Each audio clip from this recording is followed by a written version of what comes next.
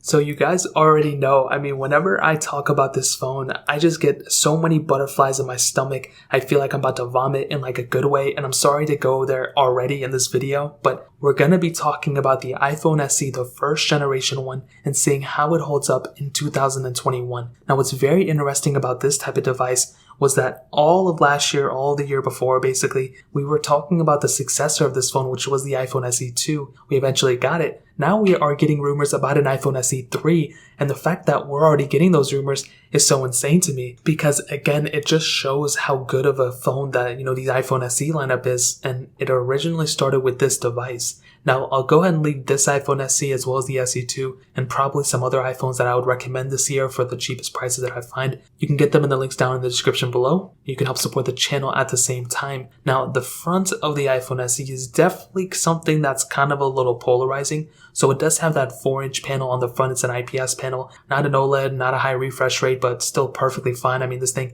came out in 2016, so it's actually going to be turning 5 years old, which is so great. I can't believe this phone is already 5 years old. Like, when this thing came out, a 5-year-old phone at that point was an iPhone 4S. So it's pretty crazy that we're already like so deep into the life cycle of this device. Now, there's some highs, there's some lows, but the panel of it isn't bad, and I actually think it's arguably better looking, in my opinion, than something like an iPhone SE2 panel. Maybe not an SE2, but something like an iPhone 6 or iPhone 7 panel. I always felt like this one looked sharper, but because those other ones now have like True Tone and stuff, that does make this one look a little bit less as sharp, but it's totally okay. You have a little bit of bezel on the top and bottom. It's a lot of bezel when you consider, the screen is pretty small, but I think it's totally okay. And for when this phone came out in 2016, is totally justifiable for the most part. Now, the size of this phone was the biggest, imprint on it. I think that was one of the reasons, not just I think, but that's probably why a lot of people hyped this phone up and why a lot of people enjoyed it was because of the size of this display. When you look at it, it doesn't look like a big phone. It's not a big phone at all.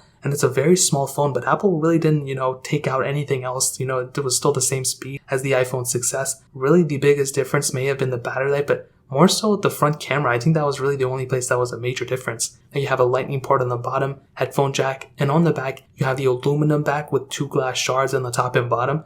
It looks good, it looks sharp, it still feels like a very premium device as well. It doesn't feel cheap, and I still think this phone looks beautiful. When you look at a lot of other devices that have been out for a very long time, they don't look that great. I mean, besides Apple iPhone sometimes, if you look at some Samsungs, some other devices, even some phones that came out this year, I'll be honest, or, in 2020, some of them didn't even look that great, which is so funny. This one looks so legendary, and it still looks very sharp in my opinion. I do have the top camera, which is very beautiful as well, and I'll go ahead and hit on the camera right now. It is a single 12 megapixel sensor you have on the back, and at the end of the day, what I can tell you is that this camera still holds up completely in this day and age. I think some people may actually think that this device, maybe the camera just isn't that great, or maybe they think it's ugly or whatever. That is not the case. This camera still holds up quite well. You have the ability of shooting 4K at 30, which is perfectly fine. 4K at 60 would have been beautiful, but we didn't even get that until a couple of years later after this phone came out.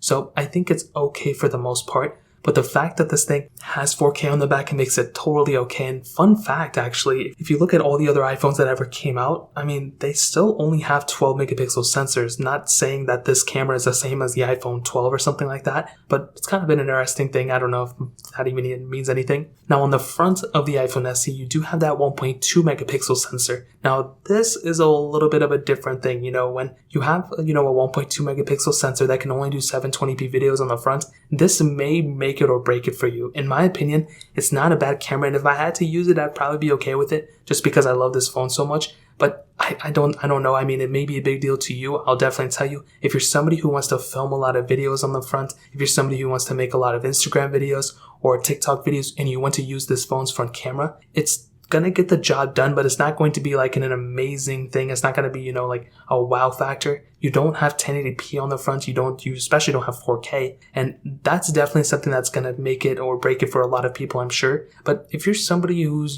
daily use of a front camera is just FaceTime calls or sending some things on Snapchat or Instagram, whatever, you're gonna be perfectly fine with this type of phone. But if you're trying to get it, up a little bit, if you want the best quality front camera photos and stuff, you're definitely not gonna get it from the iPhone SE. Unless you know how to edit your photos and all that stuff. So in terms of that really pretty much covers it up for the most part. part. Now moving on to the software, this thing is at a very interesting spot in its life right now because it started off with iOS 9. It did get at iOS 14, and I've done 50 videos on iOS 14 just on this device in and of itself. And I think it handles iOS 14 okay. It's definitely not, amazing on any phone, but the iPhone SE has been pretty okay. I don't use it every single day, but from what I used it for and everything, it seems okay. The battery life has taken a little bit of a toll, which I'll talk about later in this video, but it doesn't look like this phone is going to be getting iOS 15. It looks like it's probably going to be ending on iOS 14. Now, there's a good thing here and there's a bad thing. The bad thing is that it's ending on software and it's not going to probably get any more software updates, which is kind of sad. But the good thing here is that potentially Apple could keep supporting this phone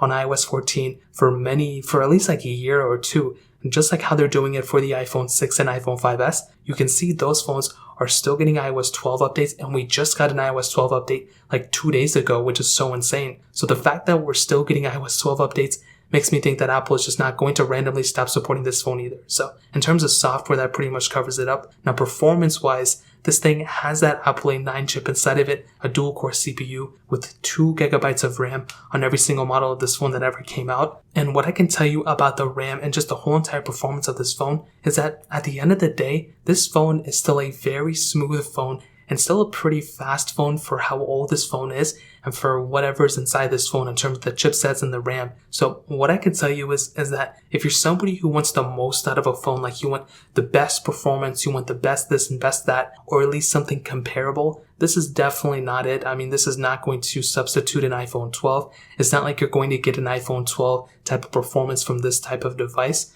It's just not going to happen. But what you are getting is still a pretty decently fast phone for the age and for the price tag. If this phone was a bad performing phone, I would tell you straight out the gate, but this is actually still a pretty smooth phone for the most part. Now, I will tell you, from updating to iOS 14, I have experienced some glitchiness in terms of just the frame. Like if I'm going to go ahead and open up an app or something, it's definitely going to go ahead and maybe glitch up a little bit, but I don't think it's enough for me to go ahead and like freak out about it or like make a separate video. There have been times where sometimes my iPhone SE seemed to be faster than a lot of other phones that have been coming out. I've compared this phone to all the iPhones pretty much that ever came out, and yeah, the newer ones are faster, but it doesn't mean this one is slow. And I think if you're somebody whose, daily use kind of is combined into this, you kind of just, use your phone to work throughout the day. Maybe you play a game here or two, but your main use is just like answering emails, texting people, calling people, going on Snapchat, this and that, multitasking between apps sometimes. Like if that's your use, then this is going to be perfectly fine. You're going to see maybe it's a little bit slow only when you're comparing it to other phones. But day-to-day use, you're probably not going to notice that big of a difference. But if you're expecting this thing to be like super fast and it's going to be able to do everything you want it to, it's probably not going to be there if I'm being honest. But I think for the most part, a lot of people are going to be okay with this type of performance. So in terms of performance, that pretty much covers it up. Now, ending it off with the battery life, this thing does have a 1,624 milliamp-hour battery. And as I stated before, this was one of the more interesting aspects of it. I think when it first came out, it definitely was a pretty good sized battery. But as of this point, with iOS 14 installed, I think that's probably the biggest problem that iOS 14 has caused. Specifically for the iPhone SE, it hasn't really done a good job for the battery. I think iOS 12 was pretty good. iOS 13 was a little bit worse than iOS 14 is even worse than iOS 13. So it doesn't really even, make sense at this point. I mean, it's still pretty okay for the most part. I think it'll probably last you a day, but it's not going to be like a day and a half type of battery life. It's not going to be multiple days. It's going to be like a day, if that. If you're around a charger, then it's perfectly fine. But that is something to consider. I would probably say the battery life is one of the weirder aspects of this phone as of this point. When it first came out, it was good. As of this point, from what I'm seeing, it's really not that great, but at least on iOS 14. So in terms of everything, and to kind of sum up this whole entire video, is the iPhone SE still worth it in 2021? Well, let me tell you this, and this is something that is so important and it needs to be said. This phone, for the age that it is, for the price tag that you can buy it for, and for the value that is still there on this phone, I think it's still a really decent pickup. I think things are going to start changing here in about like 6-7 months once iOS 14 is not supported. But the fact for the time being, this phone is still supported. It's still getting updates and it still has a lot of value in terms of that and a lot of features. It just makes sense for me to still recommend it, but I'm not really too crazy about it as I was. I mean, I'm still in love with this phone. I still, think it's super valuable, but I'm not really going to go ahead and tell people to pick this phone up when we do have the successor of this phone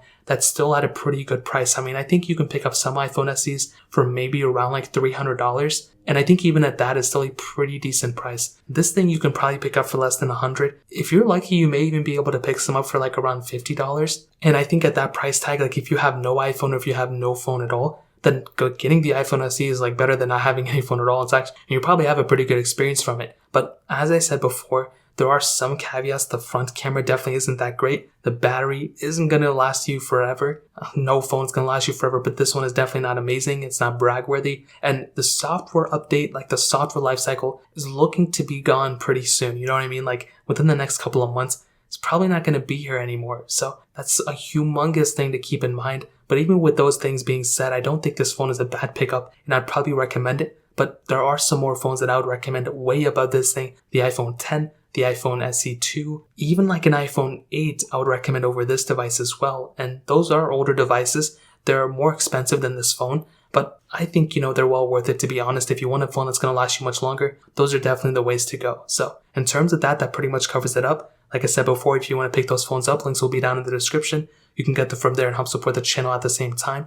But that's really pretty much it. If you guys have any other questions or anything, let me know in the comment section as well. Hit the like button, that would mean so much, but definitely hit that subscribe button. Every single subscriber that we get really does count. So it means so much if you guys can hit that. Also check out the other links down in the description as well. My Twitter, my Instagram, my other channels. More importantly than everything else, I love every single one of you guys. Hopefully I'll catch you guys in the next video. Peace out till then.